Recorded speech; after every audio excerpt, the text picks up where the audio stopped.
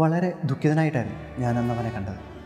ആളൊരു ഇൻട്രോവേർട്ട് ആയതുകൊണ്ട് കുറേ സമയമെടുത്താണ് കാര്യങ്ങളൊക്കെ പറഞ്ഞു തുടങ്ങിയത്. അവന് പെങ്ങന്മാരില്ല. പെങ്ങന്മാരുള്ളത് തന്നെ അപ്പൻ്റെ അനിയൻ്റെ കുടുംബത്തിലാണ്.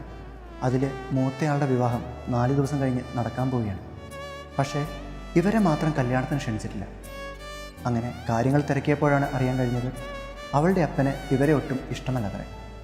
തൻ്റെ അപ്പന് ഇഷ്ടമല്ലാത്തതുകൊണ്ട് തൻ്റെ കല്യാണത്തിന് നിങ്ങളെ പ്രതീക്ഷിക്കുന്നില്ലെന്ന് അവൻ്റെ മുഖത്ത് നോക്കി അവൾ പറഞ്ഞു വയ്ക്കുകയാണ്. ചിലപ്പോഴൊക്കെ തോന്നാറുണ്ട്, മറ്റേത് വ്യക്തികളിൽ നിന്ന് ലഭിക്കുന്ന മുറിവുകളെക്കാളും തീവ്രതയുണ്ടാകും പ്രിയപ്പെട്ടവരിൽ നിന്ന് ലഭിക്കുന്ന ഓരോ മുറിവുകൾക്കും.